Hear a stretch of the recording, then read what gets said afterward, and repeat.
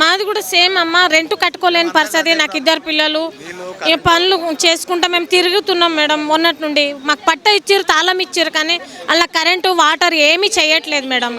మీరు ఇల్లులు వచ్చినాయి కదా, మీకు ఏమైంది, మేము ఖాళీ చేస్తే మేము వేరే వాళ్ళకి ఇస్తాము కదా, ఖాళీ చేయండి అని ఇల్లు గల్లోళ్ళు కూడా అంటున్నారు. రెంటు పెంచుతాం అంటున్నారు. పనులు చేసుకుంటే కంటలేని పరిస్థితి మేడం. మాకు పట్టించుకొని జల్దీ చేస్తే మేము మా ఇళ్ళలో మేము పోతాం మేడం. అదే కోరుతున్నాము సార్కి. మేము 7 నెలలు అవుతుందమ్మా. 7 నెలల నుండి అంతట్లో తిరుగుతున్నాం మేడం. ఎవ్వరు పట్టించుకుంటలేరు మేడం. అంతట్లో తిరుగుతున్నాం.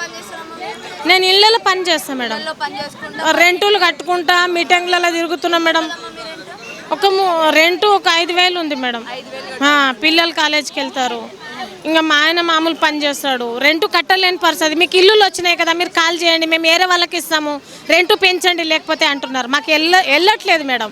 7 నెలలు అయింది వచ్చి కూడా కట్టలేని పరిస్థితి మేడం. మా ఇంట్లో మాకు ఇచ్చేస్తే మేము వెళ్ళిపోతాము త్వరగా. అదే కోరుతున్నాం సార్కి మేము. అంతే మేడం. అమ్మ నేను ఇప్పుడు తిరిగేవాటి 20 ఏళ్ళు అయ్యమ్మ. అప్పుడు రాజశేఖర్ ఉన్నప్పటి నుంచి 1000 రూపాయలు అప్పటి నుంచి ఇండ్ల కోసమే తిరుగుతున్నా. మొన్న వచ్చింది మేడం. వచ్చింది కానీ 9 అంతస్తుల మీద వచ్చింది. ఈ 9 అంతస్తుల మీద చుట్టూ క్రాకులు వచ్చినాయి. ఆ నీళ్ళు లేవు, కరెంటు లేదు. అక్కడ పోయి ఉందామంటే మొత్తం క్రాకే ఉంది మేడం. కావాలంటే మీరు వచ్చి చూడండి. మేమేమో అబద్ధాలు చెప్పాము. ఆ సెల్ఫులు సజ్జలే సామాన్ ఏడే పెట్టుకుంటాము. చిన్న సామాన్ వండుకునే సామాన్ అవి అన్నీ ఉంటాయి. మరి అక్కడ వసతులు ఏం లేవు. చుట్టూ 4 గోడలు కట్టి వదిలేసారు, 2 తలుపులు పెట్టి. మరి కిటికీల తలుపులు ఏమీ లేవు. ఆ మరి దేవుడు దయాలం దేవుడు మిమ్మల్ని అందరినీ కరుణించింది కాక మరి రేవంత్ రెడ్డి హృదయం తొందరగా కరిగించి బీద వాళ్ళ పక్షాన న్యాయం చేయమని చెప్పండి. మీ మీడియా వాళ్ళకి అందరికీ వందనాలు. సరేనా? మాకు ఇల్లు లేక అమ్మా, మాకు ఇల్లు వచ్చింది కానీ 4వ ఫ్లోర్లో వచ్చింది. మాకు దమ్మాయిగూడెంలో వచ్చింది కానీ కరెంటు లేదు, నల్లా లేదు, లిఫ్ట్ లేదు. మేము కిరాయి కట్టాలంటే అయితే లేదు మాతోని. మేము కిరాయి నెల ఏడాది పంచుతున్నారు. మేము కుట్టేటోళ్ళు భారత చెప్పులు కుట్టేవాళ్ళు. మాకైతే బేరాలు లేవు, ఏం లేవు. మాకు ఇల్లు కిరాయి కట్టాలంటే మాతో అయితే లేదమ్మా. ముసలాళ్ళు ఉన్నారు. మేము ఎక్కడ ఉండాలి, ఏం కథ, ఇది ఒకటి ధర్మం కట్టుకుంటే చాలు. మాకు ఈ కరెంటు నల్లా లిఫ్ట్ చేసి ఇస్తే చాలు. మేము అంటేనే ఉంటామమ్మా. మాకు చేస్తా అన్నారు, ఇంకా చేస్తారు.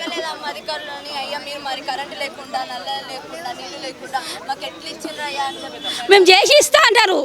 చేసి ఇస్తా అంటేనే మేము ఊగున్నామమ్మా. మేము మస్తు తిరుగుతున్నాం. మేము ఇళ్ళ గురించి మస్తు ఏడంటే అక్కడే తిరుగుతున్నాము. మాకు ఇంతవరకు ఇల్లు వచ్చింది కానీ వచ్చినట్లా ఉంది కానీ ఆ ఇంట్లో పోయి ఉండేటట్లా లేదు.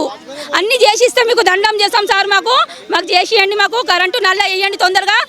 చేసినామంటే అందులోనే పోయి ఉంటాం. మేము ఈ కిరాయి కట్టలేము. మేము ఇంత కిరాయి కట్టలేము. మాతో అయితే లేదు. మాతోని మేము తిరుగుతున్నాము. మాకు తొందరగా చేసేయండి సార్. మీకు 2 చేతులతో దండం చేస్తాం మేము. కాదమ్మా, మాకు నెల వచ్చే వరకే కిరాయిలు కట్టాలి. కరెంటు బిల్లులో ఉంటే కిరాయిలో ఉంటే మేము ఏడికెళ్ళి తెచ్చి కట్టుకోవాలి. భర్త లేడు, చిన్నపిల్లలు, పనులు లేవు. ఇల్లు ఇచ్చిర్రని ఆశ ఉండే, ఆశతో కూడా ఇప్పుడు ఏం చేయకపోయి ఇల్లు వచ్చింది అంటే నల్ల కరెంటు ఇవన్నీ మీ మెట్లు అన్నీ కూలిపోతున్నాయి. అన్నీ ఏడికాడికి పోతున్నాయి.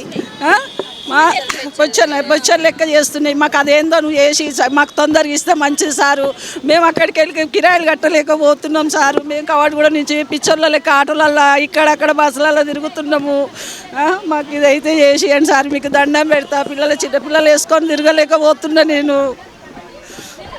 ఇది ఇక్కడ సిచ్యువేషన్ ఏంటిది అని అంటే డబుల్ బెడ్రూమ్ ఇల్లులు కట్టిన కానీ అప్పుడే దానికి క్రాక్స్ వచ్చేసినాయి. కనీసం వసతులు లేకుండా నీళ్లు కానీ కరెంటు కానీ లేకపోతే ఆ స్టెప్స్ ఎక్కేటప్పుడు కూడా మొత్తం అది కూలిపోయినట్టు అయిపోతుంది. అసలు ఏది ప్రాపర్గా లేదు. మరి ఇలాంటి సిచ్యువేషన్లో మాకు అసలు ఎందుకు ఇచ్చారు? మంచిగా చేసి ఇవ్వాల్సింది. మేమైతే కరెంట్ బిల్ అంటే మేమైతే అద్దెలు అయితే కట్టుకోలేకపోతున్నాం. అసలు మాకు పరిస్థితి ఘోరంగా ఉందని చెప్పి ఇక్కడైతే మహిళలు కానీ లేకపోతే దానికి సంబంధించిన వాళ్ళు కొంతమంది అయితే వచ్చేసారు.